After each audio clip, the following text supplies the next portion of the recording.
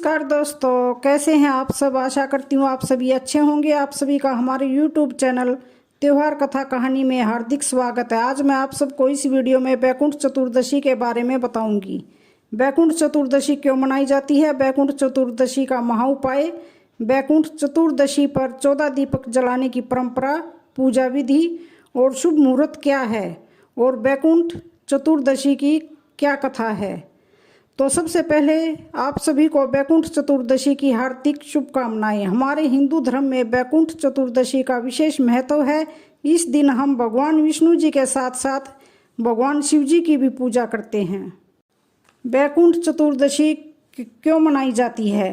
कार्तिक शुक्ल चतुर्दशी को वैकुंठ चतुर्दशी मनाई जाती है। यह भगवान विष्णु जी और हर के मिलन का दिन होता है। चतुर्मास में भगवान विष्णु के योग निद्रा में चले जाने के कारण सृष्टि का कार्यभार भगवान शिव के पास होता है। इसके बाद देव प्रबोधिनी एकादशी के दिन भगवान विष्णु जी निद्रा से जागते हैं। तब चतुर्दशी के दिन वैकुंठ के द्वार खुलते हैं और भगवान शिव सृष्टि का कार्यभार पुनः विष्णु जी को सौंपने वैकुंठ जाते हैं।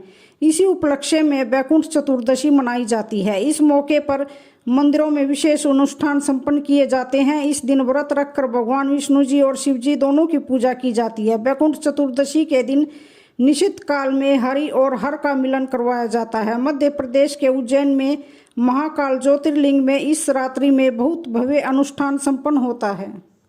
वैकुंठ चतुर्दशी का महाउपाय, सुख समृद्धि, धन धान्य, स्वर्ण आभूषण, सुख शांति, पारिवारिक प्रेम की प्राप्ति के लिए वैकुंठ चतुर्दशी के दिन एक महाउपाय सभी को करना चाहिए। इस दिन सायंकाल के समय घर के पूजा स्थान में एक चौकी पर थोड़े से अक्षत की ढेरी लगाकर इसके मध्य में एक मिट्टी का दीपक रखें। इस दीपक में 4 बत्तियां और शुद्ध घी डालकर प्रज्वलित करें। प्रज्वलित करने से पहले दीपक का पूजन करें। इसके सामने बैठकर विष्णु सहस्त्र नाम का पाठ करें या फिर ओम नमो भगवते वासुदेवाय मंत्र की 11 माला का जाप करें। दीपक पूर्ण हो जाने के बाद चावल की ढेरी में से थोड़े से चावल एक लाल कपड़े में बांधकर तिजोरी में रखें। शेष चावल जल में प्रवाहित कर दें।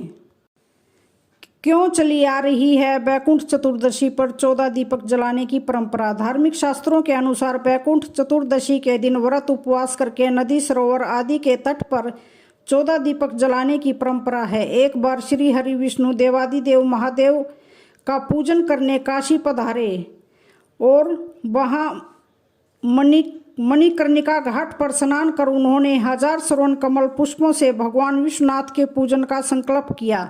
लेकिन जब वे पूजन करने लगे तो महादेव ने उनकी भक्ति की परीक्षा लेने के लिए एक कमल पुष्प कम कर दिया। यह देख श्री हरि ने सोचा कि मेरी आंखें भी तो कमल जैसी हैं और उन्हें चढ़ाने के लिए आगे बढ़े।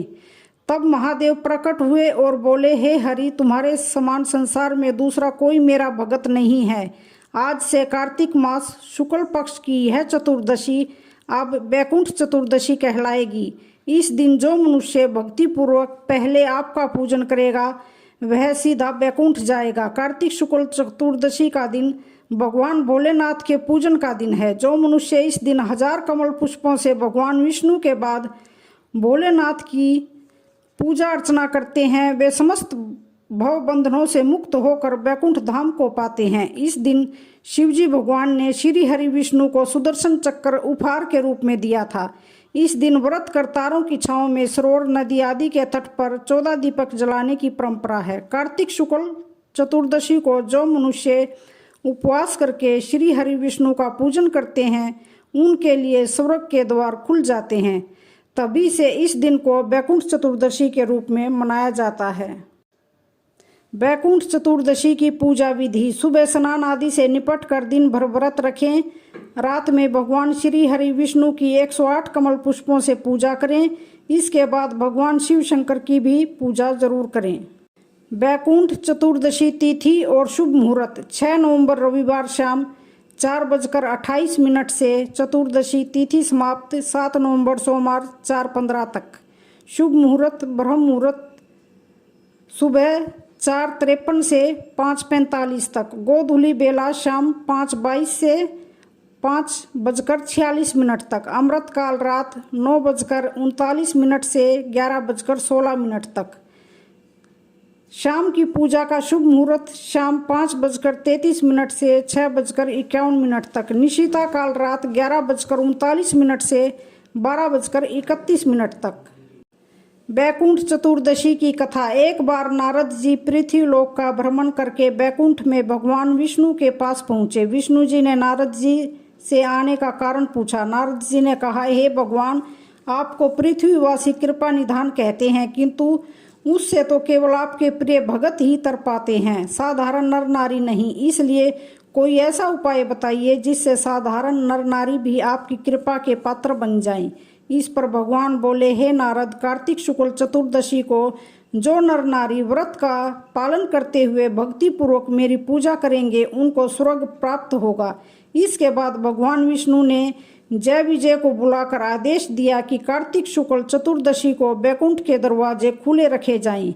भगवान ने यह भी बताया कि इस दिन जो मनुष्य थोड़ा सा भी मेरा नाम लेकर पूजा करेगा उसे बैकुंठ धाम प्राप्त होगा। तो दोस्तों, कैसी लगी ये आज की कहानी? वीडियो अच्छी लगे तो प्लीज़ चैनल को लाइक शेयर सब्सक्राइब करना ना भूलें। धन्यवाद।